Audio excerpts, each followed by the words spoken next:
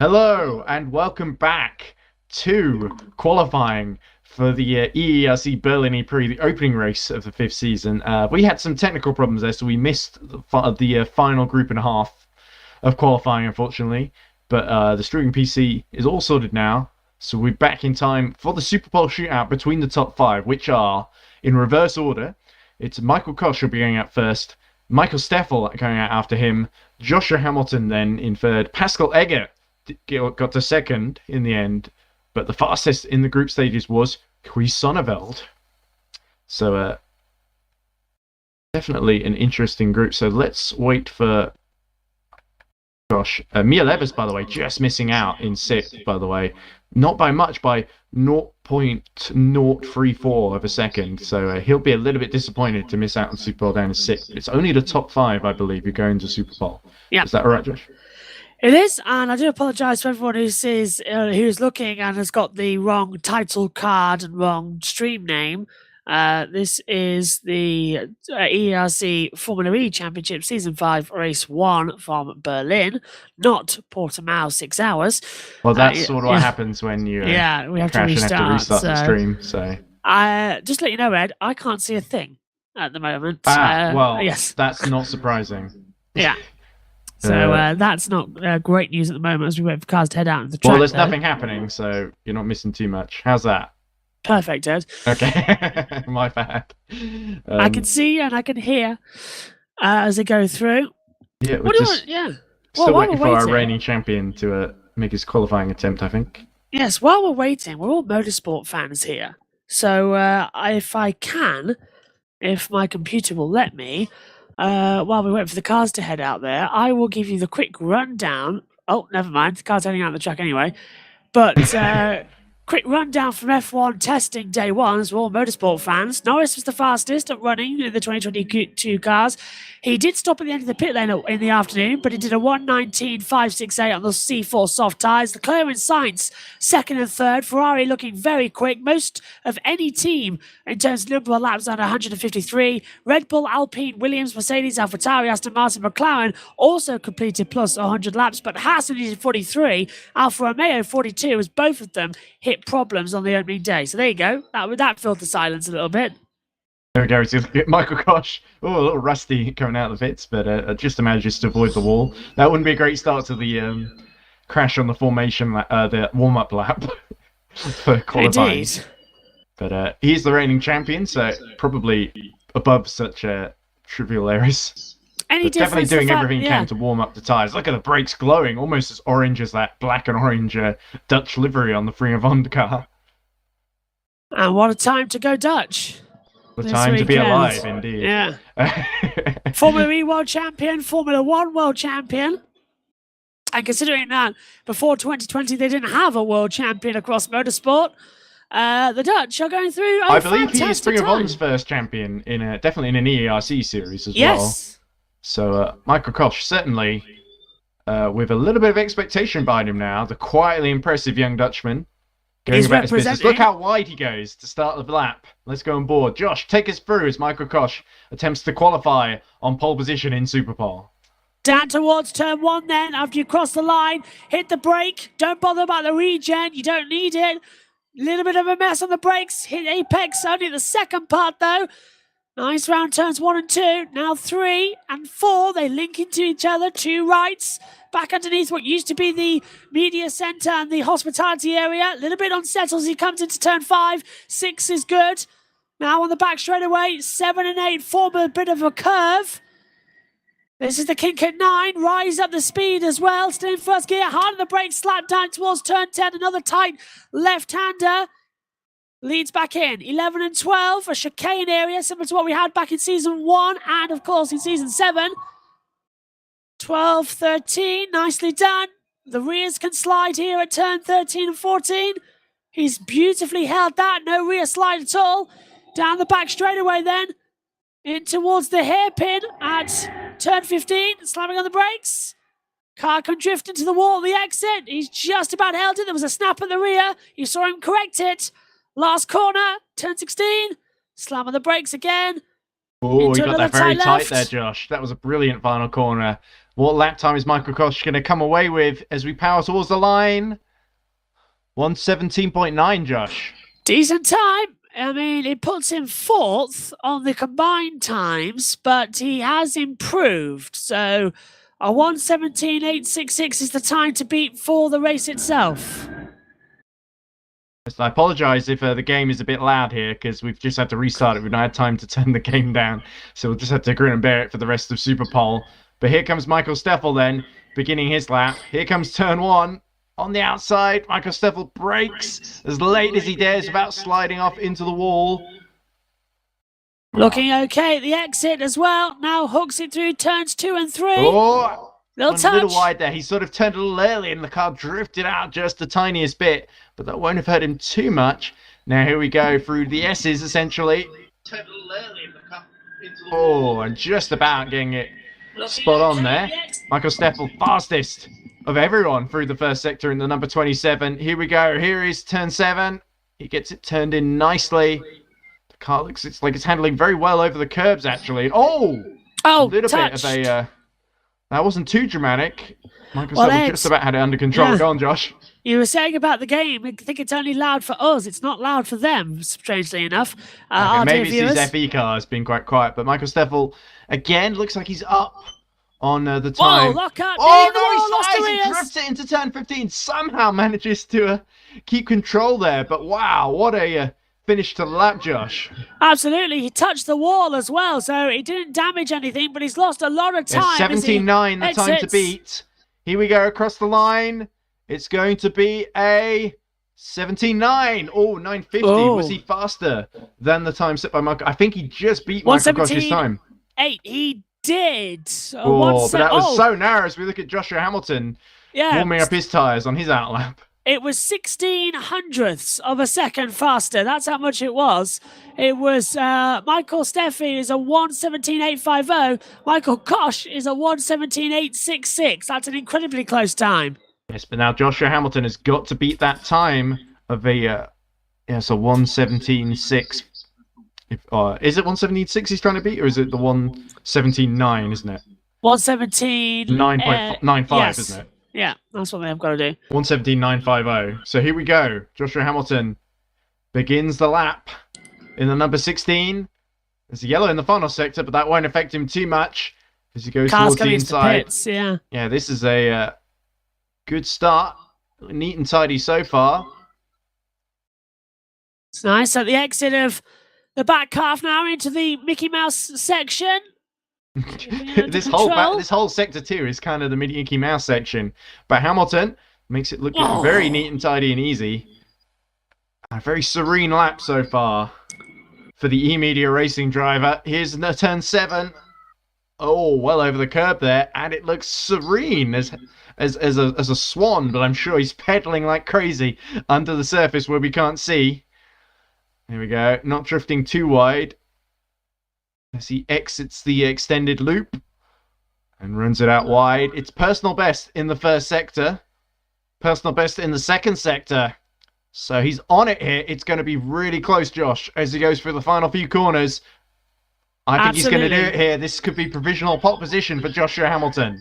He's got good first and second sector times. I'd have to agree with you. He's aced the final corner on the run up to the line. Oh, there was a little tap of the wall there, but he just got away with that. Here we go towards the wall. Is it going to be a 1:19? It's a 1:17.79. I don't think he did it. 1:17.79. He did do it. Oh, but there's nothing in it though, is there? As we wait for Pascal Eggert. Oh, he's starting already. He's a bit further than I thought he was. Here we go through turn 1. 1:17.426. He was 0.4 faster. Wow, that's quite a significant margin. Let's see what Pascal Eggert can do. He's did very well helping us restart the stream. There has to have a couple of guys turning it in to turn 4 there, Josh. Yeah, not the smoothest of first sector times as well. It's going to reflect it as soon as he crosses the board. Let's see, though, if he can master the rest of the lap. 27.3. 27.3, okay. so that's actually a fastest of anyone in the first sector. How? It's all over the place. Well, he's clearly very much on the limit, Pascal. about his time that got him into Superpole. I don't know where that came from. It looks like he's drawing something out of nothing. Once more, the rear hits the wall. Oh, that was turn 13, wasn't it, Josh? Yeah, and Letitia Dean wants the song rights back to her album she did in the 80s for EastEnders on the hairpin now as well, turning in. Looks okay to me. This is a very quick lap. Fast I'm sector afraid one, our okay, EastEnders sector reference is a bit lost on me, Josh. Just here we go. Pascal through the final corner. Is he going to be able to beat Joshua Hamilton to pole position? Here we go. Cross the Only a few line. meters left. 17.7. I think No, he's done then. it. No, okay. So he just lost it in the final sector. So only Sonneveld left to go then, Josh. So it's going to be Sonneveld or Hamilton on pole. This is going to be the interesting one. Either way, it's going to be a very interesting race ahead of us. The start is going to be crucial. Can you keep out of trouble? First sector looking good for Sonneveld as well. And he's a little bit wide through turns 3 and 4, but it's struggling to get the power down as it comes into turn 5. Yeah, so it was 27.5 for Hamilton in the first sector. Can Sonneveld match that? So much pressure on him. Let's see what the Dutchman can do here. Oh, he's done it. 77.1. So that's a brilliant first sector. Can he keep it up, though? He's looking like he's got this smooth. Now into the tricky loop section as well. Through the chicane, nearly lost the rear twice. Can he hold it round the two left-handers? Just about. Had to take a double attack there at the apex. Looks okay to me. So we're coming up to the split now then. Just in a few meters' time. There we go. Fastest again. 26.4. So he was a tenth faster than Hamilton in the second sector too. And he cuts into the hairpin, rides the curb, gets as close as to the wall as he can on exit. Only one more corner to go, Josh. I think this is going to be it. Remember, he's fighting his own best lap time. So those purples means he's going to be fastest overall in this group stage as well. Here we go. And it's going to be a 1:17.0. Wow. Pole position for Louis Sonneveld. Fantastic. He's done that by 0.4 of a second. That is beyond belief. Brilliant lap. Right, so your order is going to be, if I'm correct, not correct, Josh. It's I hope I'm correct. Sonneveld from Hamilton. Then is it Steffel, Eggert, and Koch? Yes, that's the order as far as I can work it out as well. And I've been writing them down. So Eggert's a lap from the group stage just sort of puts him a little bit out of position there. So yeah. But there we go. We're going to the warm-up now. And then soon we'll be in the box seats for the race. So Sonneveld picking Eggert, up where Hamilton. he left off, yeah, really. And it's there you go. Look, it's Sonneveld, Eggert, Hamilton, Steffel, and Koch, the top 5. And there's your starting grid though, because it's been put in the order of what the race will be before they go to the warm-up session. So Sonneveld has taken pole. Indeed. So there were no penalties hanging over from the previous season from Marrakesh, I don't think. Oh, a very short warm-up indeed. The grid already forming up then. So didn't even bother with the warm-up. I suppose that's because Eggert looks like he's out of position because it's showing him in second on the grid. Hopefully that's going to sort itself out. It should be Hamilton, you'd think. The Superpole. I can hear whirling in the background. It sounds like the power trains having a little song, a little symphony. It sounds like Humpback Whales. Sounds a bit like prog rock electronic group or something. Yes, it does, doesn't it? I'm expecting Scotty to hail me in a minute and say there'll be whales here. Talking about Klingons on the starboard bow. While waiting for the start, I've been watching the Star Trek Enterprise series again, the one that was in the early 2000s, and it's actually cracking to see it's underway. Anyway, I think we're going to have the lights soon. Enterprise was like really slagged off when it first came out, and it's really good. And then I used to I think I watched a little bit of Enterprise as a kid, and it didn't make much impression on me. And I thought, it's not as good as the original 2 Star Trek series or Voyager. And then Star Trek Discovery came out, and it turned out to be a massive mess, over reliant on technobabble. I think there are okay bits in Star Trek Discovery, but it's all a bit rubbish for me. Discovery. Yeah, I feel similar about Star Trek Picard, to be honest. To be fair, Picard I thought was great at the time. You watch back. There we go. Sonneveld on the grid. There we go. Fine. Here we go then. Take it, Ed. There we go. Soon the lights will be out, and we will be. It says season 6 finale up there, but it's actually the season opener. Sonneveld on the right, Eggert on the left. Then, so He does get to keep that second on the group. So gets away. Oh, and Hamilton has actually made a really good getaway. Is he going to be able to jump Pascal Eggert into the first corner? No, Eggert cuts him off and in fact goes for Sonneveld and almost spins around there. But they all just about get through the first corner unscathed. Sonneveld with a little bit of a lead over Eggert. And now let's watch and see if everyone can make it through. And Eggert under real pressure here as there's a bit of a...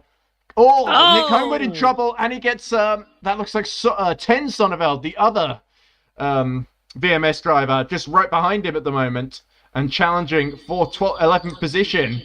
But look how crowded it is back here. We have a yellow in the third sector, but I'm not sure what that's about. Is Eggert on the defensive once more, Josh? It's the 26 has failed to start. It's got going again now. It was Zanardi also right at the back. Zidzi, yes. Zidzi, sorry. And we've got a car in the wall, the 25 of Stefan Nielsen, 25th position, who is down in the wall. Yeah, there he is. He's got going again. Yeah, so it's been contact galore. As you see the starting lap as well, it's more drama further back in the mid as well. Homewood still in P12. Lahoven has moved up to P11. There's more drama into the braking zone as well. Jeff Close up the inside of Norbert Precker, who finished one of the runners-up last season, and Close on the outside as they approach the last corner. Is he going to be able to pull this one off? We see Precker in the mirrors right alongside, and he's still there. Oh, he almost forces Jeff Close into the wall there as they fight over 13th position, but Jeff Close has got the better run out, and is that Nick Conan on the outside trying to get both of them here. Late on the brakes, the timing screens are flashing green as well. Trying on the inside. Very, very tense stuff as well. Oh, Close hits him at the back and spins Norbert Precker, and he blocks the track at turn 3, and everyone has to get through on the outside. Oh, and Sonneveld, 10 Sonneveld has got stuck there, I think. And it's an absolute mess. The entire second half of the field is stuck down at turn 5. They're all fighting for reverse. I think they've got going now, but bodywork damage for sure, and maybe even some steering damage. It's not what they need. It was actually Dennis Vierenga who was caught out there, not 10 Sonneveld, who was actually... where is 10 Sonneveld in the order? He is 10th. He's moved just up into the top 10. He caused all that as well, didn't he? So... Yeah, 10 down, affected, and but you can anyway, see the gaps. Sonneveld leads by a second now as we get to the end of lap 2 with 42 minutes remaining. And it's still Eggert in second, who's actually pulled a little bit of a gap over Hamilton, but Steffel is fighting with Koch very closely. Ed Steffel and Hamilton had a little bit of a battle on that back straightaway. We're watching Steffel now in P4 as Eggert set the fastest lap of the race on a 1:26.72. Look at the inside as well. The final Vaunt trying to have a go as we switch back. Yeah, sorry about that. No worries. Trying to make sure we don't miss anything, but definitely the two Fringer Bond cars sandwiching the car of Michael Steffel. Just hear the acceleration, can't you? It's unbelievable the amount of pace these guys have got right on the stream. Down now towards the hairpin. And who's going to go into attack mode? Yeah, Steffel certainly putting more pressure. Hamilton, I think, saving energy at the present moment. Yeah. Compared to those around him. Although, actually, isn't he on 92%? So no wonder he's backed off a bit compared to those around him. He had a really quick start, though, didn't he? And he had to defend like crazy. He's got Steffel on the back of him, so Hamilton is using it as well, and definitely saving. That's why he's dropped all this time. What was it 2.1 now to Eggert? So he's closing back in. Eggert 2 backing off, but Eggert's in a battle with Sonneveld at the front. The gap between them is just 0.8 of a second as he switch on board now. The final Von Motorsport Green is go, go, go for the attack. Sonneveld's going to have to defend in the VMS Sun Odin's Racing. We'll have to keep an eye on the stewards after the race. As Eggert, I think, just set fastest lap of the race. There we go. Yeah. 1:20.5. So it's only going to get quicker from now on, of course. Not like the fuel's burning off, but certainly the tyres will warm up as the race goes on. And it's a concrete surface as well, and R-Factor does a fantastic job of replicating what the tarmac and the concrete will actually feel like on the tyres. So tyre wear is still a heavy issue at this circuit. Is Zidzi retired? Because it was showing him on a 100% battery. No, I think he's still going. He's still going. The ultimate energy saver strategy then, as we see Hamilton continuing to defend from Steffel and Koch. I think you'll find he's actually being pushed round, which must explain his energy. Looks like Michael Koch. The first to go for attack mode then, so the trigger has been pulled, and that's up to those ahead to respond. But Michael Koch crucially had the gap to Rakovic. So he gets 3 minutes now at attack mode in this new strategy. I believe they get 3 goes, don't they? Is it 3 or 4? 3 goes and 3 minutes each, I think is the rule that we've got at the moment. That's what we've got sent over. The final strategy, of course, it changes race to race depending on how long the circuit is. Yeah, certainly. I'm not hearing any echoing, so I'm hoping that the game sound is just drowned out. It's drowned out that echo in the back, yeah. But I'm hoping people at home can still hear us, is what I'm worrying about. Okay, right, you're hearing back. All right, that's all good then. We're all good. We're all good. I'm hearing you. The game's hearing us. That's all fine. 7 people watching. Let's keep them entertained then. Free of All Motorsport have just posted fire, so they're clearly really happy with Pascal Eggert's pace in his opening stint as he's continuing to keep Sonneveld under pressure as Vierenga and Spam going for attack mode now. So Lahoven in a little battle with Homewood. We're seeing the 3 Ring of Ons battling for 11th here. Yeah, and it's Homewood, Lahoven and Cohen who are across there, white, and then the 2 teammates in purple. So Koch, meanwhile, has caught up to Steffel because Steffel has gone into attack mode and just emerged in front of Michael Koch. Wow, this is going to go for the move for the touch. Oh, hello, Eggert in the wall. Eggert dropping down now to hit the wall, and he's dropped down to 7th position, might lose more. And how does he do that? That loop section, we talked about it in qualifying. Looks really badly damaged. Is he going to be able to make it to the pit lane? He might be able to reverse out here. He's missing a wheel. He's missing a wheel, Ed. He is. No wonder he couldn't turn into that right-hander. So it's obscured by the bodywork, but he is actually missing a complete wheel. Indeed. You can see it quite clearly here on the left-hand side with the timing screen. The timing screen there's just a big gap where the wheel should be. But Eggert, crucially, making it to the pits. I think he might have got turn 14 wrong and just hit the outside. Hit the wall completely, yeah. Homewards or to he 10th. might have hit the inside and pinballed off. Yeah. But certainly that plays very much the advantage of Hamilton and Sonneveld. So Hamilton up to 2nd now as we look at Eggert being serviced. And Koch about to run out of attack mode, but Steffel will be able to hold him off, I think. Yeah, this will be quite easy now. Hamilton. There we go, big battle here. And Steffel just gone up the inside of Hamilton after turn 7. So brilliant effort there using the attack mode. But Hamilton is waiting until later on to use his own attack mode. And Michael Koch has only got a few more seconds now. So Hamilton's taking attack mode. Sorry to That was why. That was why, of course. I missed that. Thank you, Josh. It's only just come up on my screen. So Hamilton has taken the attack mode. That's what's allowed Steffel to go through. But Hamilton's still going to have more attack mode as Koch has now run out of it as well. Yeah, so he's fine. The race very much not going to plan for Ring of On, just after I read that message from them in the YouTube chat. So, unfortunately. Callum Duddy asks, who is racing for Vega Motorsports? Marcel Fischer, Brandon Paradise, and Jamie Fredrickson.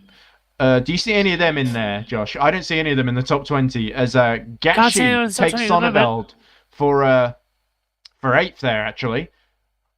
And he's challenging Rosinski for 7th. So Gashi in the 28, having a good run, actually, in the VMS Sun at its red car. He's the highest of the 2 red cars.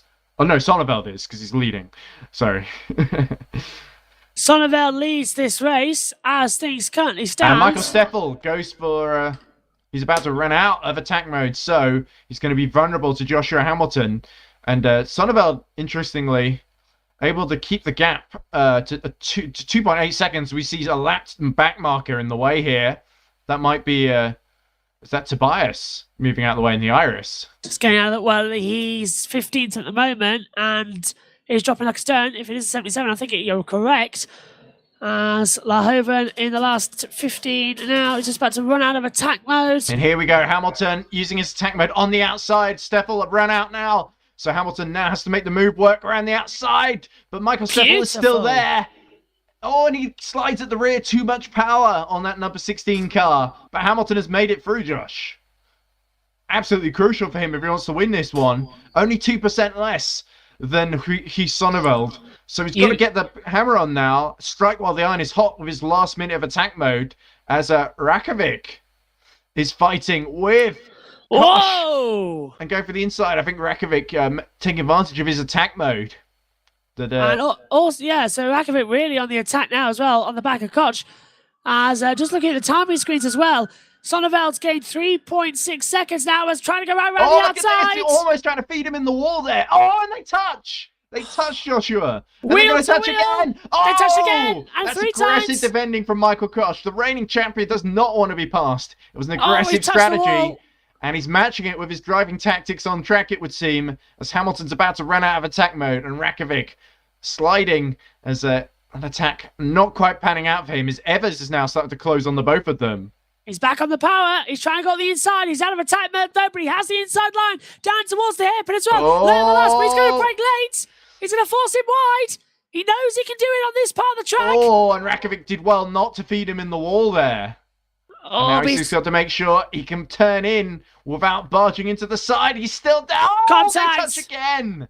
Oh, this is entertaining, isn't it? And now Mia Evers fancies a piece of the pie as Hamilton sets the best lap of the race. 120.0, 5 tenths faster than Eggett's best. And the two Ring of Honor drivers look like they're about to swap positions there. Evers the inside, but Koch on the outside. He's just going to be able to hold on because it switches back. He's now on the inside again through turns 3 and 4. So, no, that's Evers coming through, sorry. Very difficult to tell the two apart because they're the exact same team.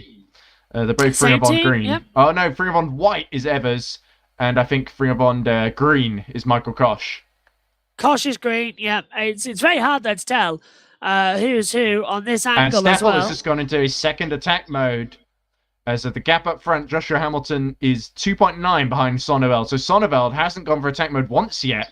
No. He's building up a nice gap to come back out into. As we see a yellow in the first sector. That might have been valid being lapped as Peter Schoenman has DNF'd. As has Nick Homewood, actually. Oh, Homewood's out. Oh, my. Well, yes. They're both in the pit lane. Meanwhile, Pascal Eggert did get going again. He's down in 23rd position, trying to catch up to Spam ahead of him. As we look at Stefan, no second name given, fighting 19th place Mark Varadi ahead of him. But let's keep an eye on Steffel because I think he fancies revenge on Joshua Hamilton. A dish best served cold here, I find, in Berlin. Well, it's definitely cold where we are, it's freezing. Where you and me have been, because it was snowing if we were last week when we did 8 hours of Silverstone. And it's due to snow on Friday and tomorrow morning. Well, I've gone back down south, so I'm probably going to be down south in the UK. I mean, that may not mean much to people who live in geographically bigger countries. You'll be fine. It's me who's going to be frozen. And Hamilton has continued to drop. Now he's out of attack mode. 3.5 seconds behind Sonneveld. Steffel is closing in at a rapid rate of knots. And look at the rear spinning out. Great car control by the number 27. But Steffel, the man on a mission now for into the points. He wants into second place. He wants more points. Just like to point out for everybody, I live near a beach, so I have got incredible tolerance for when it's very hot. But I can also be very, very cold and not mind, just like the finish. So I'm a mixture. Look at this. Capriola and Blumshine fighting as Capriola goes into attack mode there. And, here we go. Steffel having a go at Joshua Hamilton. Yeah, I was thinking of you, Joshua, when I was about to say the first name, which was a bit confusing. But here we go. Steffel to the outside then, into turn 1. This is great defending from Joshua Hamilton, forcing Michael Steffel to go the long way around as he sets fastest lap. Yeah, it's not going to work around the outside. Maybe if it was on the other way round of the track version, we know that move has worked numerous times. This is a great camera angle. You can see, the lovely detail of the rear diffuser of the Into the Points car, of Joshua Hamilton's car, sorry. The immediate racing. Here we go. He tucks out to the left. Much more power. And it should be a slam dunk here. Yeah. As we see the traffic up ahead. Actually, Steffel breaks deep into the corner as Joshua Hamilton goes for attack mode to respond because Steffel is about to run out. So Hamilton looking to keep pace and counter-attack when Steffel runs out of his attack mode. So the strategy, it's back and forth between these two, isn't it, Josh? That was so smart from Hamilton to go for that attack mode. That's almost like a couple of years ago when we saw that in Formula E.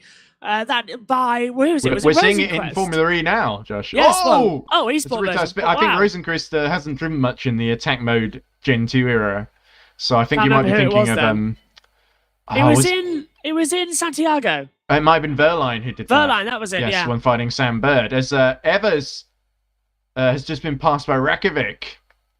So those two are having a good little fight there. But let's keep our eyes on Joshua Hamilton as we go into the... we got 30 minutes remaining, so we've seen the first 15 minutes of this race rush by. And everyone using attack mode like crazy, except for Hugh Sonneveld, who just continues to pull away. I think he's going to use him right at the end. Yeah, he's planning exactly where to put it, He's isn't doing he? the Porsche strategy. He's been paying attention in Mexico. He knows it's a longer track as well, so energy savement is key as well as Hamilton looks again to the inside under the brakes as well. Oh, through he goes up the inside, and not much Michael Steffel could really do about that one. Oh, but Hamilton did just leave a little bit of a gap, so he didn't quite bang on the wall. As Rakovic goes for attack mode, and wow, just comes out ahead of Emil Evers. Yes, Emil Evers just cut off there at the extended turns 8 and 9. And it's now going to be a race of energy saving as they squeal so back Steffel down. doing slightly better on energy than Hamilton, but he's not got the track position. And you had to say the person doing best is Rakovic and Sonneveld are both doing the best at the moment on 60, 66, 67 respectively, 68, 67 respectively. Yeah. In fact, if you look at the two Sonnevelds, down in a 13th goes for attack mode as well. Look at the two Sonnevelds; they're both on 67% as well. As there's a yellow second sector, not sure why. That's cleared now. Yeah, so as quickly as it came, it went. As he's spraying back down as well. We're watching the 93 squad at work. Yeah, so I was just going to see what Precker could do with the attack 93, mode. 94. You would be hoping that Nord Precker would be a bit further out the field. It's disappointing to see him, as Joshua Hamilton is about to run out of attack mode, and Rakovic could well start closing on Michael Steffel, but he's got the back marker of that looks like Zidzi to clear before that can happen. We see yellow in sector 2 again, and Blumschein fighting with Valid actually for 15th position up the inside. Goes Tobias Blumschein, and Valid leaves the door open and through he goes. So Tobias free to chase after Capriola. Great overtake there from Tobias. Capirola, sorry. Yeah. That was thinking about a counter-attack there. Yeah, Tobias really had to go on the defensive there. He just caught it by surprise, but this is a beautiful attack as well. He's thinking long-term, but he's inside the points-paying positions though, isn't he? I guess so. Don't they go down to 15th as Blumschein goes for attack mode. And just comes out alongside Valid, but he's able to just about overcome him. So, good judgment there as Rakovic about to run out of his own attack mode now into the last minute. Rakovic has just done the fast lap of the race, a 1:19.881. Oh, sorry, we cut away there. That was Capriola spinning at the turn 14 just in front of Blumschein, who goes through, and now through goes Valid. That's so annoying. Position. And I think he's got suspension damage. You see the car twitching at the hairpin. Yes, we saw him very slowly. So yeah, it's a little bit damaged. Yeah. Precker has now set fastest lap as he attempts to catch Nick Conan just ahead of him. It's not much, but it's enough to put you off. Yes, yellow in sector 2. So I think that means that someone's crashed as Capriola decides to continue. And Valid is now continuing to fight with Blumschein as Tobias goes a little wide. And Egger, meanwhile, has passed Ferrari for 19th finally. Oh, I think that must be lag we're watching there. But do you see Valid there just getting the car all out of shape? Yeah, certainly pushing like crazy. It's Nielsen who had a big off in the beginning as Evers goes into his second attack mode, followed by Kosh. So Fringavond rolling the dice, seeing if they can get back up into the top 5. Vardy, sorry, I think Vardy stopped on the track just before the loop at turn 15. No, there he is. He's got going again. So that would explain why Spam and Egger have got through. Yeah, so Vardy had a problem and might be coming back into the pit lane, actually, because he's going very, very slowly still. 10 Sonneveld, meanwhile, having a quietly impressive race up to 9th now, ahead of Lahoven. But it's the final 25 minutes now, so people are going to start worrying about their energy more than their position, I feel. At least to an extent. I don't know. Well, we are still broadcasting, but Nick Cohn was just put into the media team chat that the stream PC shut down. Okay, that might have been earlier, because it seems to be okay on my end. But let us know if you're watching and can't see anything, as Precker has just passed Nick Conan at turn 1. Well, hang on, Ed. If they can't see anything, how are they going to tell us? Oh, that's a good point. Right, I will play it. See if we have anything when we go to live. I think we're still live, Josh. So I think we are. Let's go for it. I think my phone's catching up with itself. there we go. So, false alarm, ladies and gentlemen. When we have so many issues early in the race, you can't blame us for being a bit paranoid. There's your leader to the tune of 3 seconds. So Hamilton has actually kept Sonneveld very honest in this stint. But the energy, it's very much in favour of Sonneveld. He's 3% up on him. 2%. Pascal Eggert's just at the fast lap. A 119.9. So there you go. Eggert in attack mode then, as he seeks to catch up to Stefan. There he is ahead of him. Stefan should be easy meet. I think Eggert has a good chance of getting into the top 15 or so before this race is over. So that would be a decent recovery after that fatal mistake, essentially, that he self-inflicted error, really. I think he had a great chance to win until that had happened. But that's how Formula E works. You've got to keep out the walls, otherwise you can be deeply compromised. I think if he's lucky, he was able to keep going, quite honestly.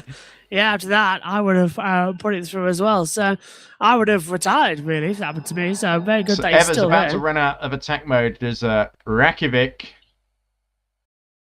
Still circulating, isn't he? Yes, 2.1 the gap between Sonneveld and Hamilton, by the way. So that gap's not decreasing. It's increasing. 3.6. It's Jonathan Jones, who had a little bit of a moment, is past Capriola, who is lagging a bit there. Yeah. Jones in that battle with Valid and Blumschein now for the top 13. And I think Pascal Eggert could join that if he continues his pace at the moment. Varadi or Vardy is just now the only driver on attack mode.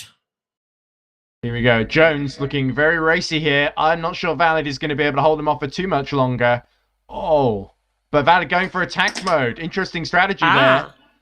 So, Abdul Rahman, Valid, looking to... as Jonathan Jones touches the wall in the into the points machine. Did he get it? Did Jones get the attack mode? Yes. I think Jones has run out. Valid did. Valid did, yes. Yeah, Valid did, yeah. Vardy's run out of attack mode, by the way. Yes, and look at this, the free battling on Valid going up the inside of Jonathan Jones at turn 15. Oh, that's late. That's a convex angle. He's phasing through him. And up he goes. Oh, dearie me. That was a messy moment. And look, there's Capriola just almost getting through past Valid. But Valid will have another go with his attack mode, but he'll have to go. Let's hope this internet connection allows him to do that. Ladies and gentlemen, I think it's a girl. Here we go. Let's hope we don't see more Formula E cars mating here as Valid attempts to go around the outside, but gets cut off by Jonathan Jones, Joshua. Not tonight, as he's now really sliding. That lag's putting everybody else at risk. I'm surprised race control won't say, that's it, you've had enough tonight. Well, I think with such a big field as... he was going to a different part of the circuit there. The rear tyre's really not... That's actually him messing up, and through goes Capriola as up ahead. Blumschein is overtaken by Jones. So Jones having a great recovery. I thought it was a difficult opening phase, but Blumschein, he's not done yet. He's got a great view of the back of that into the points car. They almost makes contact again. This is a great battle. Tobias giving some great entertainment once more. Say what you like about Tobias. He's a brilliant, fantastic attacking driver to watch as Jones pulls away. I don't think Jones is on attack mode. So, that's 13th place, though. Looking like it slipped away from Tobias, but he did well to hold on for as long as he did. Let's see up front what's happening. Steffel keeping Hamilton fairly honest. 1.6 seconds is the gap. Michael Koch keeping his teammate Evers. Emil Evers actually really impressing me. He's actually... Koch has gone into attack mode again.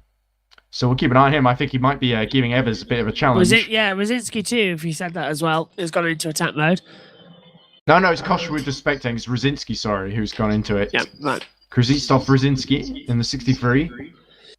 Watch out as well now, because the gap at the front is coming down to 2.7, but it is closing ever so slowly, so Hamilton might be starting to pick up the pace a little bit, but he has got 3% less energy than Sonneveld at the front. Oscar Jennings and Chiara have saying, come to Brazil in the YouTube chat. Well, absolutely. I'd love to do a Rio E3. I don't think there is a one in... There's... as we see... Blumschein made a mistake going for attack mode. Something's gone horribly wrong there because Valid has passed him. Unless he Is the got wheel forced looking off. okay? Yeah, he might have, yes, by Capriola. As actually, there's a battle up front. Nick Conan sliding as Norbert Pracker passes him for 11th. We go into the final 20 minutes of the race then. What's the gap between Rosinski and Kosh? It's 4 seconds as Nick Conan going to the outside, trying to counter-attack against Norbert Pracker. But Pracker sees that one he got coming. a big twitch. My goodness me. The car's twitching like mad on Cohen in through the first sector. Regen the braking. The foot just snaps away. Oh, Steffel goes for his third and final attack mode as Eggert gets a penalty. That might be for continuing and going straight on with the missing wheel. But we'll have to see. Yeah, it's a second between Hamilton and Steffel, so... And Valid is dropping down the field, so something's gone wrong with him. But let's watch Nick Conan. And Hamilton's slow. Hamilton's slow through the last corner. He's lost a lot of time there, Ed. Yeah. There he is. He's actually got a decent gap to Steffel at the moment. But it is... Oh, there we go. Conan up the inside of Precker at turn 7 then.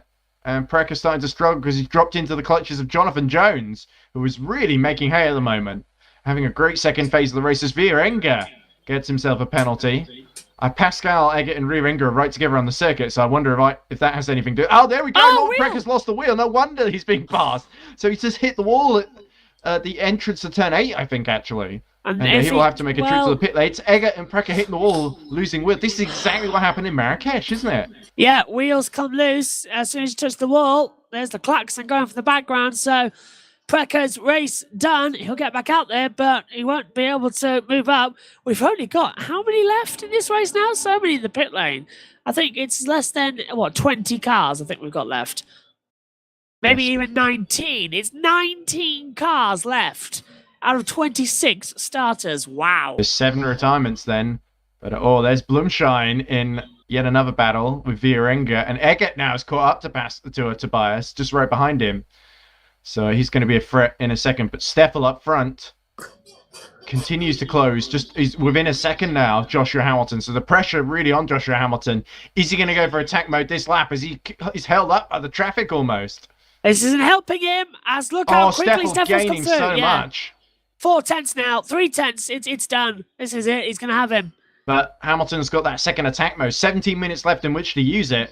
And we saw earlier with Michael Kosh using the attack mode early, played against him, didn't it? It did. Because it left him a sitting duck in the second phase, basically, when everyone else went for it. Hopefully this is going to play up against. He's got to make the move now and hope this traffic really he's regenning as well, though. He could have tried a desperate lunge. Sonneveld goes for attack mode for the first time in this race and comes out 2.8 ahead of Hamilton. So that's a lapped car ahead. That's not Sonneveld. There, he was just disappearing out of shot. As Vierenga gets another penalty. I assume he's doing something out of order. 369. So Sonneveld's got 9 minutes of attack mode. I'm reminded of a certain song from the menu of Need for Speed Underground there when he said 369. Up the inside they go of the lap to VMS car. They That's just close. about both squeeze through. Oh, no, they don't. Steffel is held up then. That could be crucial. And look at how well Sonneveld doing. 41% energy. Him and Evers. And Rakovic actually doing amazingly well on energy. But it's Hamilton looking slightly vulnerable as we see a crash in Sector 2 somewhere. I think Spam losing position to Ferrari. Jonathan Jones fighting Lahoven to get into the top 11. Cohen too. Cohen's spun as well. He's just got going again, but he's been passed by Lahoven. Yeah, so Kosh within half a second of Evers, actually. So let's keep an eye on that fight, too. Is he ahead of Evers? No, he isn't. He's still right behind. That's a lapped Fringavon behind them. Rosinski in the pits. Rosinski pits. That's big bad news, but it puts Gashi up to 7th now while Rosinski is being serviced. Did Rosinski lose a tyre? Quite possibly, Josh. Yep, and it looks like it is a tyre still on the left-hand side of the car as well. And Steffel ran out of attack mode without being able to pass Joshua Hamilton. So Hamilton can now focus on building a gap and hoping to come out ahead of Michael Steffel in the battle for second. 15 odd minutes to go of this race as well, and there's still so much action to develop. Evers goes for attack mode. As we look at Valid, who is retired, which is a shame for him. But Evers, there we go, just coming out ahead of Michael Kosh then. Attack mode 3, yeah. So yes, Evers will hope to clear off and close the 6 seconds to Rakovic, who's now the battle for 4th with Rosinski out of the way. There's Evers now, as you say, who's taking an attack mode P5. Steffel continues to be quite close, within half a second of Hamilton. So I don't think that battle's done yet. So Hamilton can't really take attack mode without having to risk making a move to Steffel. Either way, Steffel's not going to drop off the back of Hamilton now. Precker sets another best lap time as Tobias continues to plummet down the order. Vierenga is past him into 16th, as is Pascal. Tobias has dropped 3 places, and Vierenga has dropped 4 as well. Oh, Vierenga stopped on the circuit somewhere, and is DNF'd, according to my screen. This is the closest battle on track then. Oh, look at this. Hamilton having to get very defensive there as he gets a bit offline. Sonnenveld's out of attack mode. Yep. So, and look at how close he's getting as well. Steffel really wants to go at that second place, doesn't he? And who can blame him? He wants to go for it, and he wants he might even go for first. He's got time. He's got time. I'm not sure he's quite got the energy to pull. Obviously, the lap car gets out of the way very sensibly there. That must be the Vega Motorsport of no, not Vega. I don't think any of the Vega cars are still running. It must be last in the racing was Capriola, of course, because Nielsen is out and I think Schumann is out as well. Yeah. And Hamilton seems to have got things a bit under control to get back up to half a second. It was 2 tenths at one point there. Them two battling though is just leaving Sonnenveld now 3 seconds ahead. Yes. It's unbelievable. So Rosinski emerged back in 11th. It just had just behind actually Lahoven by a few seconds. Oh, here we go. Look at this. And Steffel, he's got it right in the slipstream. Hamilton knows this as well. He's going to have to go for an attack mode to defend. He's still got 1 left, does he? No, he leaves another lap.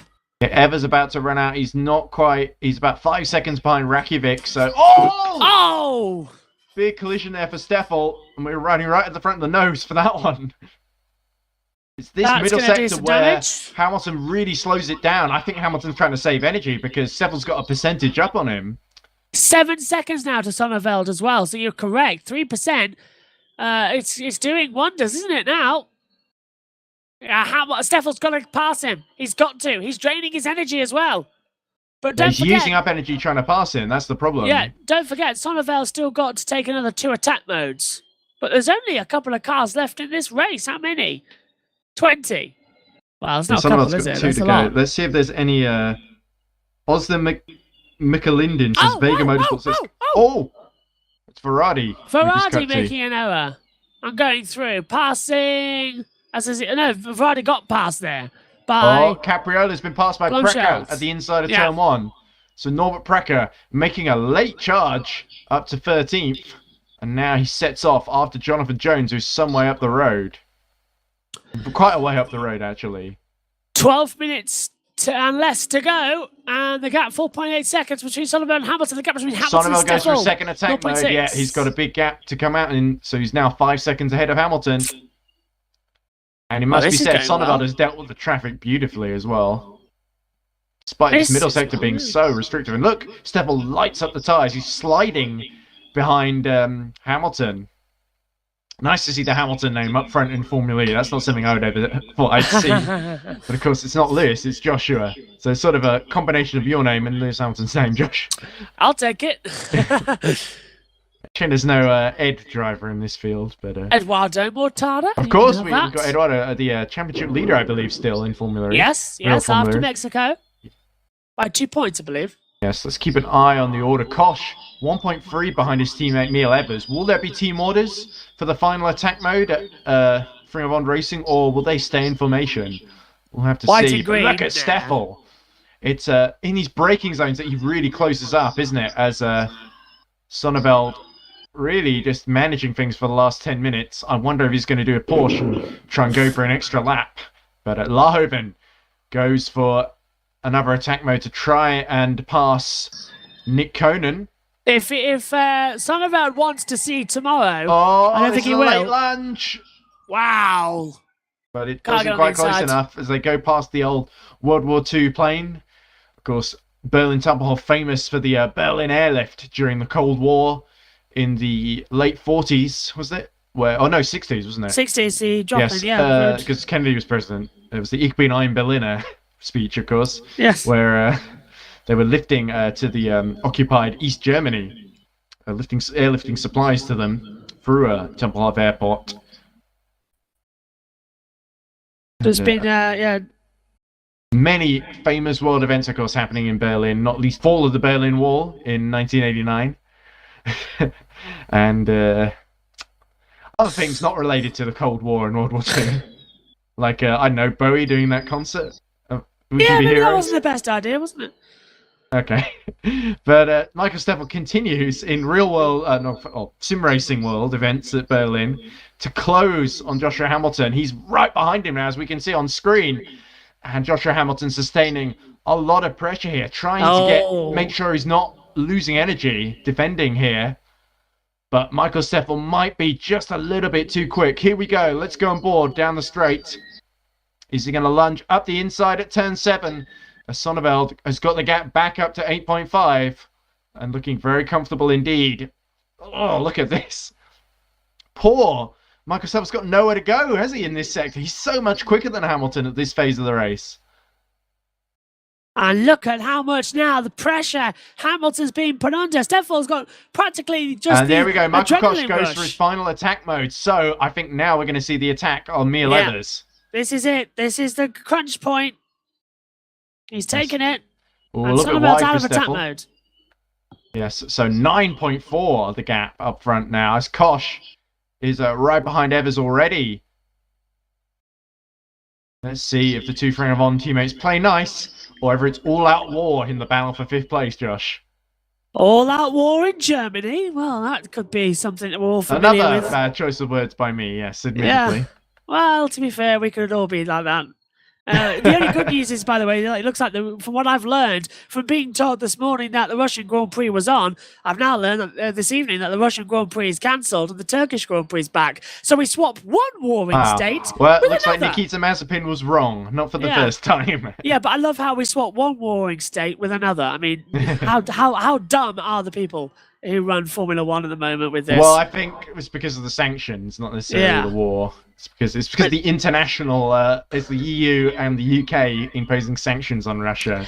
I did see something earlier on saying that we shouldn't race in countries there that we go. inside wall. Spin for Michael Koch to get some of the inside. I think he just hit the wall on the inside and spun. So that was a not quite a successful overtake on his teammate Mia Leathers there using attack mode, and the steering could well be damaged as Hamilton continues to be under attack from Steffel up front. Let's have a look at the steering here, because Koch has only got a couple of minutes left of attack mode. It looks all right to me. It does to me. Yeah, he's gotten away with that one. That's but look crucial. up front. As we look at Steffel, staying in the... Is Steffel...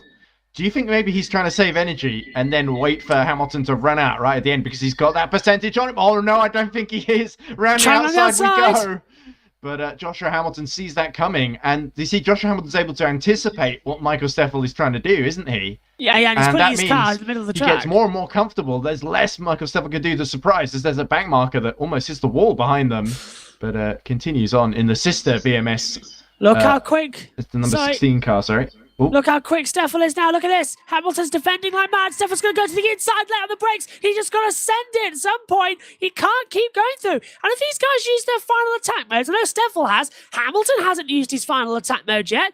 And I hope he remembers it, otherwise he'll get a penalty. He's only got 6 minutes left. Well, I think he wanted to use it, and he's got this guy attacking him constantly. And Steffel almost in the wall. But they both somehow managed to continue.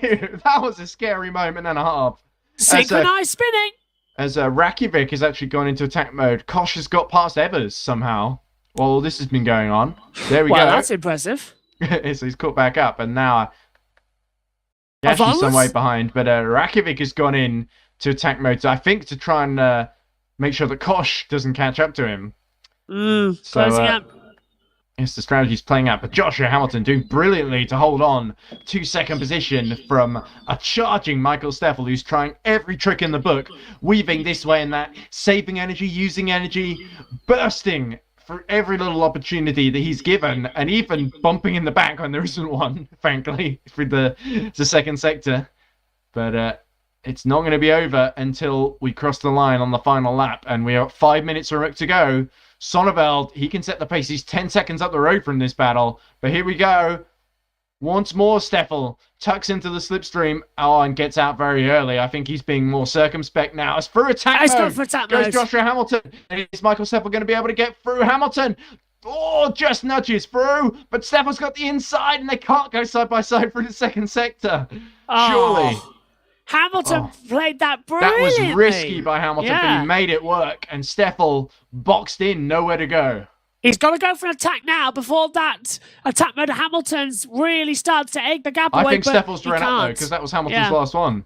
Yeah, so he can't. So game over. Hamilton's got it unless he makes a mistake. But Hamilton's got less energy. So is Hamilton going to burn through his energy more? 4 minutes to go. Because he's been defending for so long, let's keep in mind. Well, Sonneveld's still got another one to go for as well, and he's on 15%. So he's going to have to think about saving energy as well. It's all go now, isn't it? Well, there's the other Sonneveld about to run out of his attack mode. Still running strongly in 8th, 10 Sonneveld. 1.8 behind Alban Gashi. So good battle there. Evers, meanwhile, continues to be right behind his teammate here. Somebody tell me where the last 20 minutes went, because it's just flashed by. I honestly thought we had another 10 minutes to go. Not 3:56. Yeah. Oh. Where did that go? Remember, the checkered flag comes out when the session ends. So there's no +1 lap. Oh, a little bit of a mistake by Michael Koch there. It looked like, but Evers wasn't quite able to take advantage. I think Evers slightly faster than Michael Koch. Just about, yeah. Koch using attack mode quite well to stay ahead. As Hamilton, the gap, 7/10 of a second. He's not pulling away like we expect him to. I think the energy is a big worry for Joshua Hamilton at this point, and that could be how his race comes undone. He's going to do what Jaguar did. Yeah. He's going to bet on 39 laps rather than 40. I'm not sure how many we've had, by the way, that Sonneveld's completed. 31. Look how deep Evers goes. That's not going to help. 31 laps we've completed. Yes, so Hamilton, I think, is lifting and coasting because he's not pulling away using his attack mode. As Evers and Koch look like we're right together. I think whenever they get close together, the timing gets confused and swaps them around. It does, yeah. Within the same half a second, it swaps them, it seems, because they haven't been overtaking each other as much as this. Steffel hits the inside! As he's really putting it all on the line to try and get past Hamilton. What did you say? They're both on the same percentage. Yeah. What did you say pre-race about turning me down on the volume? Doesn't matter. Oh, Sonneveld goes into his final attack mode with 10% remaining, but Hamilton on only 7%. So he's going to have to do a real lift and coast job here just to make sure he makes it to the end, because of all the top 10, he's on the lowest amount of entry. Prekker looking quite vulnerable, as is Lahoven on 8%. Prekker about to run out of his final attack mode. They've got another 2 laps, goes into his. Yeah, another 2 laps.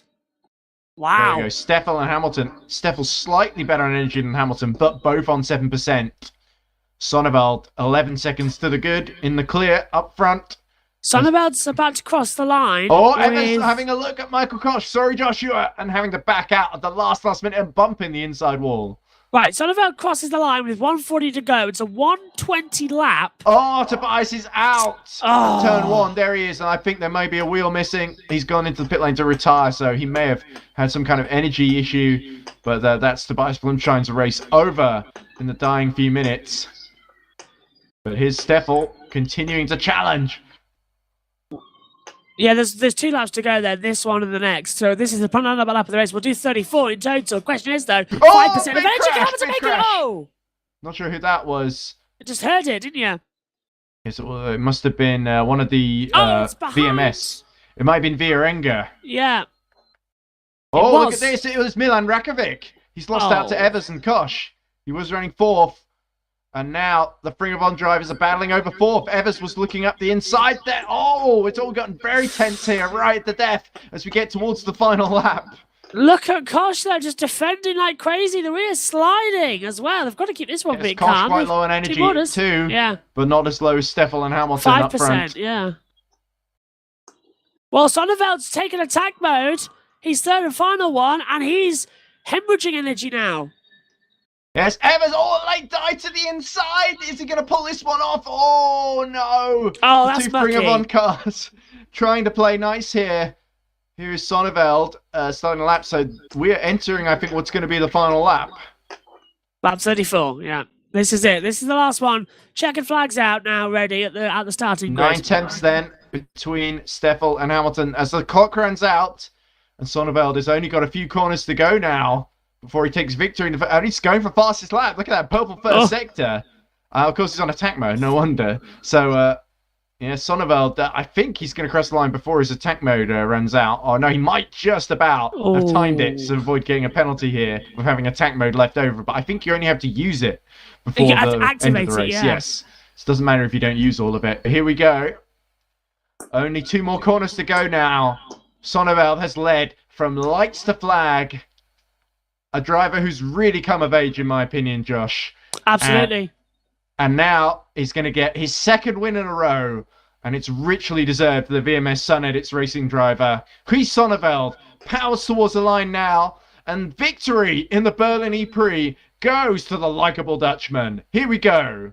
Checkered flag out. Sonneveld wins. And he has just enough energy. 0.4 over the line. Here's Hamilton, though. Steffel right behind him.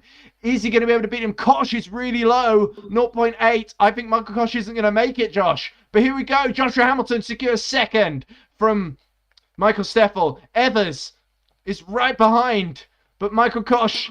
Oh, he's run out, Josh. Oh, no, he's hit 0. Oh, he's going to be penalised post-race, surely.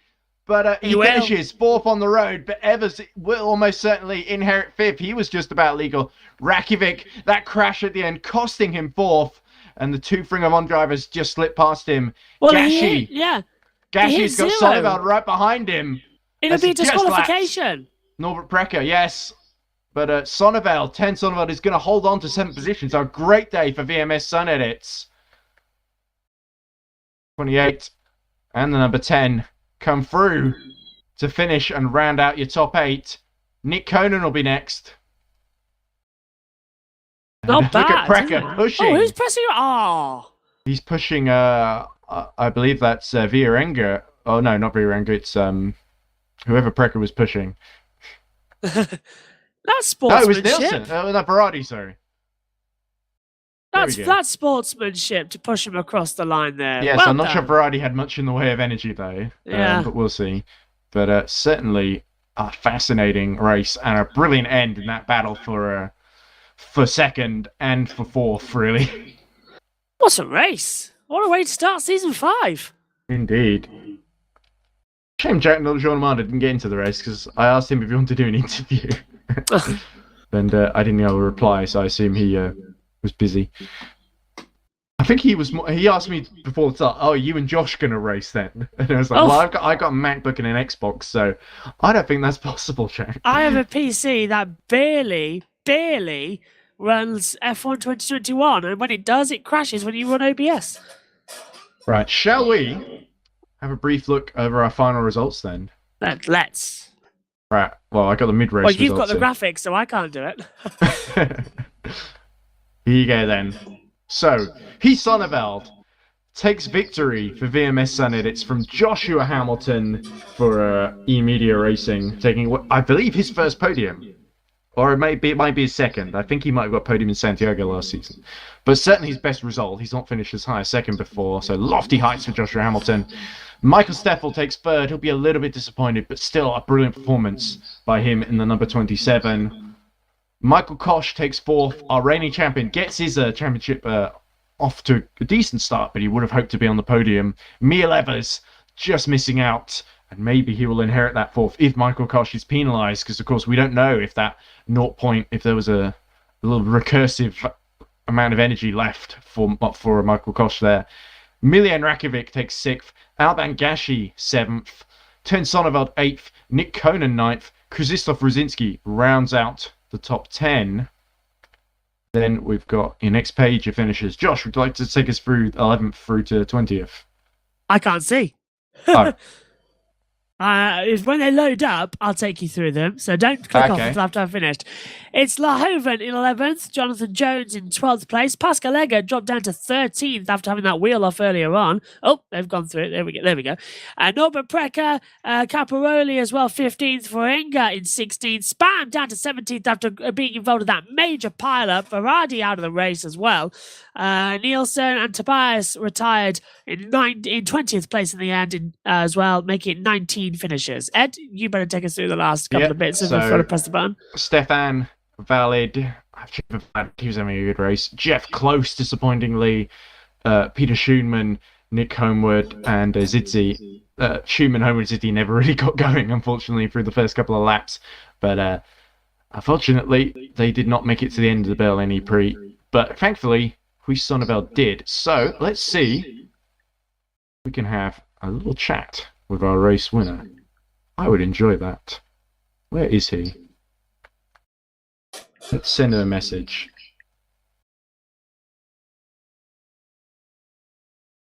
While we do that, you can see the trackside cameras going out there as well, just as everyone goes through it. Some people like to stay on after they do the race and just chill out and do a couple more laps as well, just sort of wind down. Yeah, you go racing and then you want to wind down. I don't get how it works. Well, I would love to speak to Joshua Hamilton as well, so I will just send a message to... well, Adam is a friend. Maybe he'll notice that. But I think we're going to drag Sonneveld in, because otherwise he's just going to not come. Right? So, here we go. Right, let's hope he has permission to speak in this server. He's unmuted. Sonneveld, Keith, can you hear us? There we go. Sorry, you're muted there. Now I can talk. Hello! That's Congratulations! Did I remember how to thanks. pronounce your first name correctly? Oh, Gijs. Ice. Yes, like Bono Ice. Last Yeah, time. yeah, Exactly. Yeah, it's almost the same. So 2 wins in a row, Ice. That you must be delighted with that, and a brilliant pole position is where you led from lights to flag, and you managed it brilliantly, just like Marrakesh. Yeah, it was a really good race. It was I think the first 10 minutes was really difficult with Pascal right behind me. That really let me sweat a lot. But in the end, yeah, I don't know what happened to him. I think he hit the wall or something. He did, and then yes. lost his He wheel. hit the wall at turn 14 and lost his wheel, and we saw him going. He lost his left-hand wheel, which made going through the hairpin really difficult. He had to reverse. Oh, And yeah, he that- did get that's- to the pits and did score some points in the end, I think, by finishing in 13th, did he, Josh? You The did timing that. screens have disappeared, so You were reading out the second half of the results screen, so I don't remember where Pascal Eggert finished. But I think, 12th, so he would get a few points. 13th. No, you're right. But Sorry. there we go, I did remember. There we go. So that's where Pascal finished first. But certainly a great run for VMS Sun Edits as well, with the other Sonneveld sibling, Tayin, taking 8th. Was it 7th? No, it was 8th, wasn't I think it was 7th, and Albon finished 8th or something. Or Those two and were the other close way. together, yes. Gashi Yeah. just beat 10. So certainly as a team, VMS Sun Edits proving themselves to be very much a force to be reckoned with. Helps that they have a force of numbers, of course, just like Ring of On, with the that's the 6 cars, is it? Yeah, we have 6 cars. Unfortunately, one guy couldn't run, so we ended with 5 today.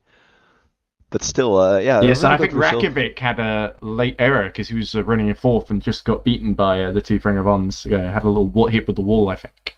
Yeah, he hit the wall. He said to me, or something happened. He lost the car, then hit the wall. Something like that, I think, happened. So, do you have any thoughts as we look forward to Rome? Is that a good circuit for you as well? I mean, you won in Marrakesh, you won in Berlin. Are you going to keep the streak going? Well, that would be a really good one, 3 in a row. I've never raced on Rome, to be honest. I never looked at the layout too, so it's going to be a really big surprise. I've heard there are some really big straights, so it should be a really It's also good a little thing, jump. You might want to keep your eyes out. Well, we'll be Oh, watching no. that. But Oh no, we're the gonna car may make the get car a little fly. bit light over the jump, so just be aware of that. Ooh, that's gonna be a fun thing for qualifying. Oh, certainly. But you seem to be the master of qualifying at the moment. Well, yeah, Stefan was really good in Zurich too, and in Marrakesh, unfortunately, his lap got deleted. So basically, the pole position in Marrakesh was his one. But yeah, it's really nice to see that I got pace in both sessions. Absolutely. So, congratulations, House. Do you have any questions, Joshua, while I drag Joshua Hamilton in? He seems to have gone away somewhere. Yeah. My question is, you've won 2 on the bounce. Is this going to be the championship year for you then? Well, that is really my goal, to make the championship. That will be a really nice thing if that could happen. Best of luck to you. It looks fantastic. Next, who have we got? Peace, House. So I think you can enjoy your victory now. Very well earned for you and for VMS Sun Edits.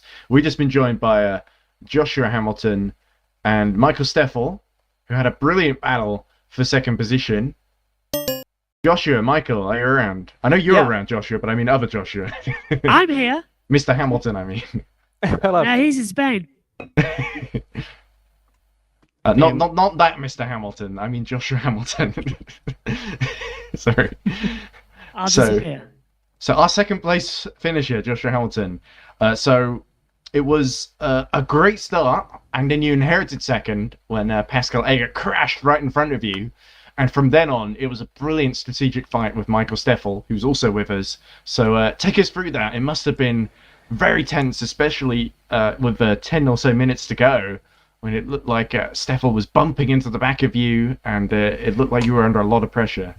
Yeah, first of all, unfortunate for Pascal for crashing out so early on. He had fantastic pace in that race. But yeah, coming into the second half of the race, I thought that Steffel behind me had attack mode for about the last 25 minutes, still had an extra one, when in fact he didn't. So I was playing the strategic game with that in mind. So I thought going into the last 10 minutes we were playing chicken, because earlier in the race, whoever took attack mode first would get jumped by the person who took it second, because of how it worked out on the track with the long straights. So I thought we were playing that game, so I was kind of saving up the battery.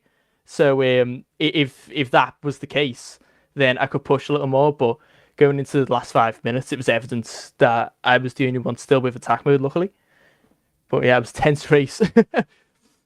Yeah, it felt to me like you thought if you went into attack mode, you'd come out behind Michael, and you would basically be difficult to pass. And it felt like that final attack mode, you weren't taking full advantage of it because you needed that energy to make it to the end. Yeah, definitely. I found out earlier in the race just how much energy you can save under attack mode, which is really odd to say, but because of how much quicker you can go on the straight, you can lift so much earlier.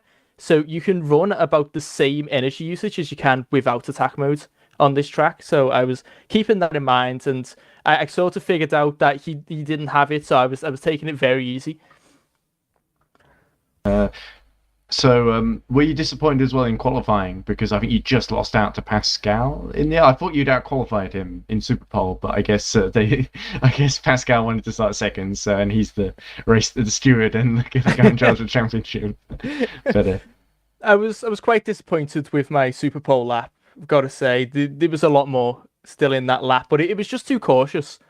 I could have took a lot more liberties with the track, but when you've only got one lap, there's quite a bit of pressure there.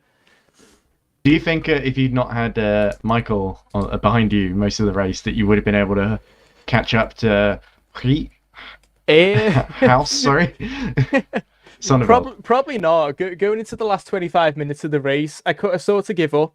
I came up to his teammate going to lap him. He didn't seem to want to let me lap him through sector 2, so I lost about 2 seconds. So I'm like, no, I'm not catching this. There's no point. Just concentrate on the P2 fight. Well, that's all the questions I had. So, Mr. Birch, do you have any questions for Mr. Joshua Hamilton? Indeed, I think we need to get on a commentary together at some point as well here, just to sort of mess up everything. So if you're ever free in an endurance weekend, come on, hop on with us. I think that'd be cool. Yeah. That'd be great. There we go, right? So my question is as well, it's a very strong race today. You held on brilliantly through immense pressure. Is this more confidence building for you that maybe you could go for the title later on? We've got some unusual tracks coming up, Rome next as well. First question, is this your year for the title? Second question, are you any good at Rome? I'm not really too sure on the title. I guess it just depends how strong the competition is next week. We'd definitely give it a fair shot, but yeah, I'm in our team. We're not too strong with setups, so we're running a very similar setup race to race. So I guess it just depends if the track is good with that setup. And with Rome, I've driven a bit of it. It's a very interesting track, I've got to say. If it's the fit track I'm thinking it's quite bumpy. Yes. But we were just talking about that with People's House. I've only driven it in a Formula One cars this far. Oh my, you're insane. You had a Formula One car on it. I went through the Formula E tracks and had a few laps on the F1 car. It was very fun. I imagine it would be Paris and would be Yes. interesting. Oh It would be yeah, that one Battersea, was an the interesting Crown one. Ring Road, Battersea Park would also be interesting. I'm not very good at my accents, but is that a Liverpudlian accent or a Manchester Yeah, accent? indeed, Liverpudlian. from I Liverpool. thought so. Yes, I thought so. I spent a very interesting weekend in Liverpool a couple of months back, and let me say, I absolutely love that city so much. It's fantastic. I love it myself. Really, really, really is. I wish I could spend more time there. In fact, I think we're planning on going back in over the summer at some point. Oh, great. Anyway, I think you can enjoy that second. But I believe that's your best result in EERC Formula E, Joshua. I think so. Yeah, because I think you've been third at Santiago before, Last year. if I remember correctly. Yeah, I can't remember. But you've certainly got some very strong finishes before, but second, I've never seen you run as high as second, and certainly not finish as high as second. So I'd have to say, your best result so far, and surely the first win is not going to be that far off. And so best of luck for the rest of the season. You're always one of the most exciting drivers to watch, and I think you certainly proved it today. But we should move on to another very exciting driver. Thanks for talking to us, Joshua. Right, thank you. It's been a pleasure. And Michael Steffel. Michael, are you there? No, he got bored of waiting, I think, and went off to make a coffee or a tea or something. Well, What a great race. Should we end it? shall we see if Pascal's around? Oh, yeah, let's grab Pascal. Pascal's always fun. As well. He might not be in such a great mood after what happened, but still recovering. He'll have things to say. So. Yeah, Nick Homewood's still around waiting, of course. So, Can't keep him waiting much. We are now joined by Pascal Eggert, Wait. Ring of Bond Racing. Oh, Would hello. you be okay for a chat, Pascal? Yes. Okay, so strong qualifying, strong start, and then crunch with the wall, and the wheel parted company. So talk us through what happened. Yeah, it was just unlucky. I wasn't even really pushing there. Just hit the wall slightly, and that was it, really. So I noticed you hemorrhaged a lot of time getting back to the pits, but did you feel like it was a sense of damage limitation from then on? Yeah. Yeah. So there must have been a few good moves though. I saw you making your way through the lower end of the pack. You caught up to Tobias, who was having a difficult race of his own, as it happens. So certainly not a completely wasted afternoon. No, it was fun, and like I'm pretty sure I had the pace to push his a lot more during the race, so I'm a bit bummed about that. But yeah, That's it's the way good it to goes see that I had the sometimes. pace, like to be that close in qualifying even to him. That was pretty cool.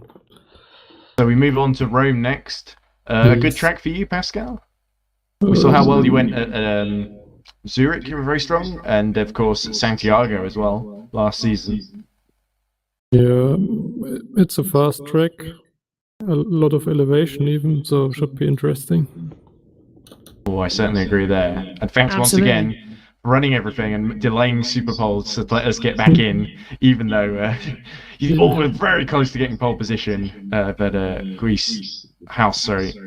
I need to figure out how to pronounce House Sonneveld's first name correctly, because I got a lot of comments criticizing. But certainly a very entertaining round, and thank you, Pascal, for talking to us at the end. Unfortunately, Michael Steffel got bored and left, so I don't blame him. But he certainly put on a great show, and I really enjoyed his fight with Joshua Hamilton. It's great to hear from Joshua, not just you, Joshua, but other Joshua as well. As you I'm say, confused already. one I've day spent he the will day join the testing. comms box, and Yeah. it'll be Okay, J Hamilton, J Birch. Yeah. JB and JH, that'll work. Just call me, just JB, really. Work for Jensen Button. I'm sure it can work for me. Let's hope Jensen Button doesn't join the commentary box, because then we'll have to think of Yeah. another differentiating name. And a couple of good Mikhail's comments in the YouTube chat. microphone doesn't work. Oh, Nick is having microphone issues. Oh, have I not given him permission? No, Oh, Mikhail, he's here. Mikhail Oh, did. Nick. Hello. Your race Hello. is pretty short, Nick. I don't think there's too much to say, No, unfortunately. I thought the stream had ended. Sorry. Oh, sorry, Okay. Nick. I was about to end it. I was just about to wrap up and do the closing dramatic statement. But a couple of comments from the chat. Labib says, good game, or GGS. I'm not sure what the S stands for. Cone Sonneveld says, VMS Sun Edits it is. And he says, Lekker House. Super job. I think he means super job. And he I hope says, so. H is above B on the QWERTY keyboard. And then IAM says, good race. I agree with IAM. So, anything you wanted to add, Nick? Because obviously you got to spectate most of the race rather than competing in it, unfortunately. But did you enjoy that battle for second? Yeah, it was spicy. And the battle for your Ring of Honor teammates battling over fourth. And Yes. certainly with is Michael Koch going to be in trouble with his running out of energy at the end, or did he just have enough? Was it just the graphic was a bit deceptive? I did have enough. I had the prime position to watch them both. I was Okay. just behind him the whole time. So Koch is gonna keep that fourth place, which is Yep. great to hear for our reigning champion, of course, in the number 13. Rich should be at number 1, but I guess maybe 13 is his lucky number. Yeah, So- I asked him, and he wanted to stay with the 13. It's a shame Oh, Koch left out. We still haven't had an interview of our reigning champion because he wasn't there in America. But I'm sure we'll get an interview with him at some Yep. point in the season, because we did get one with him in Zurich, which was great. After he Reminds won. me of Alain Prost at the end of 93. Disappeared from everybody for months and nobody got an interview with him. Yeah, the elusive Mr. Koch. We will have to track him down at some point. But anyway, I think that's your lot from Berlin. So, from me, from Joshua Birch, Nick Cohenwood, Pascal Eggert, and the rest of the brilliant team at EERC Formula E, it's goodbye, and we'll see you next time in a week's time. Just over a week's time, I think, for Berlin and the Berlin E-Prix. Don't miss it. The cars are going to fly, sparks will fly, and it's Sonneveld, very much the man to beat at VMS Sun Edits. So who's going to beat him? We'll have to see.